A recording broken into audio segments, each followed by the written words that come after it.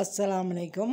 அல்சியா channel. இன்றைக்கி அல்சியா சேனலில் பச்சை சுண்டைக்காய் இருக்குது பாருங்கள். இந்த பச்சை சுண்டைக்காய் வந்து சுகரு, ப்ரெஷரு எல்லாத்துக்குமே நல்லது. இது வந்து ஒரு கைப்பிடி அளவு எடுத்து, அதே மாதிரி தோல் உரித்த உள்ளி, சின்ன வெங்காயம் அது ஒரு கைப்பிடி அளவு எடுத்து, அதே அளவு தக்காளியை நல்லா பேஸ்ட்டாக அடிச்சுக்கிடுங்க.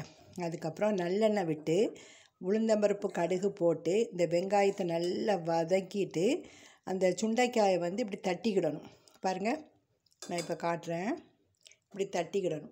இப்படி தட்டி நல்லா உடச்சிட்டு 3-4 தடவை தண்ணியில் போட்டு நல்லா அலசிட்டு, அதுக்கப்புறம் எதையும் போட்டு நல்லா வேக வைக்கணும். வெந்த பிறகு கட்டியாக ஒரு 1/4 டம்ளர் முதல்ல எடுத்த தேங்காய் பால், 1/4 டம்ளர் தேங்காய் பால் ஊற்றி இறக்கி அடுப்பை ஆஃப் பண்ணிட்டேன்.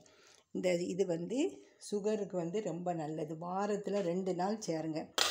ரொம்ப ஹையாக சுகர் 400 இருக்கிறவங்களுக்கு கூட இந்த சுண்டைக்காய் வந்து ரொம்ப நல்லது. 2வது, வயிற்றில் உள்ள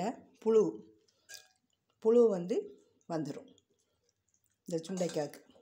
பாவைக்காய், சுண்டைக்காய் இதெல்லாம் வந்து வயிற்று புழு வந்து இதாயிரும். அதனால் இந்த சுண்டைக்காய் வந்து வாரத்துக்கு 2 தடவை சேருங்க. புளியே ஊற்றலை. உங்களுக்கு புளி தேவைன்னா புளி ஊற்றுங்க. இன்றைக்கி சுட ரசம், முட்டையை வேக வச்சுக்கிட்டேன். இந்த சுண்டைக்காய்க்கும் முட்டைக்கும் நல்லாயிருக்கும். இதை அவிச்சு இதில் கட் பண்ணி பொடி பொடியாக போட்டுருவேன். அதுக்கப்புறம் கொஞ்சம் மட்டன். அதுக்கப்புறம் இந்த பாருங்கள், இது வந்து களியா. இந்த கொழும்பில் தான் இதை செய்வாங்க.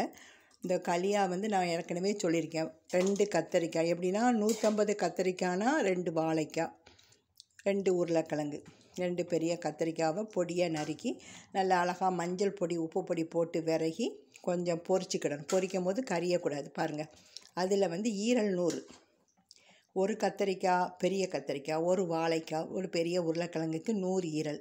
இந்த ஈரலை இப்படி பொடி பொடியாக கட் பண்ணிக்கிடணும். தெரியுதா?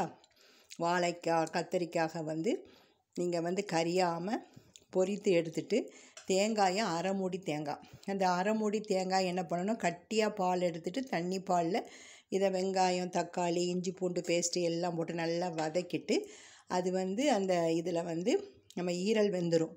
ஃபஸ்ட்டு ஈரலை போட்டு வேக வச்சுட்டு அதுக்கப்புறம் இதெல்லாம் போடணும். இது ஏற்கனவே என் பழைய வீடியோவில் நான் போட்டிருக்கேன். நீங்கள் கமெண்ட் பாக்ஸில் போய் பாருங்கள். அதுக்கப்புறம் இறக்கும் போது தண்ணி பாலில் வேக வச்சு ஈரல் வெந்ததுக்கப்புறம் காய்கறி நம்ம பொரித்த காய்கறியை போட்டுட்டு இறக்கும் போது கட்டிப்பால் ஊற்றி கிளறி இறக்கிடணும். இதுதான் களியா. இது சப்பாத்தி, சாதம், புளி சாதம், எலுமிச்சை சாதம் எல்லாத்துக்கும் நல்லாயிருக்கும். அதுக்கப்புறம் சுட சோறு. டுடே சமையல் இன்றைக்கி என்னது? டியூஸ்டே சமையல் வந்து முட்டை, மட்டன் கிரேவி, சுண்டைக்காய். இந்த சுண்டைக்காய்ங்க நீங்கள் செய்து பார்த்துட்டு சொல்லுங்கள். கசப்பே இருக்காதுங்க. நீங்கள் நல்லா தட்டுக்கல் வச்சு தட்டி நல்லா கழுவுங்க 3-4 தடவை. நான் சொன்ன அளவு போட்டு நீங்கள் வைங்க, நல்லாயிருக்கும். காலையில் வந்து கூரவு சேமியா சாப்பிட்டாச்சு. இதை அப்படியே வந்து ஃப்ரிட்ஜில் வச்சுருவேன். நைட்டு சூடு காட்டிக்கிடுவேன்.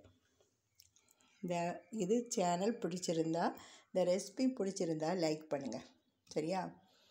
அதுக்கப்புறம் இன்ஷா அல்லாஹ் நாளைக்கு ஒரு வீடியோ போடுறேன். அஸ்ஸலாமு அலைக்கும்.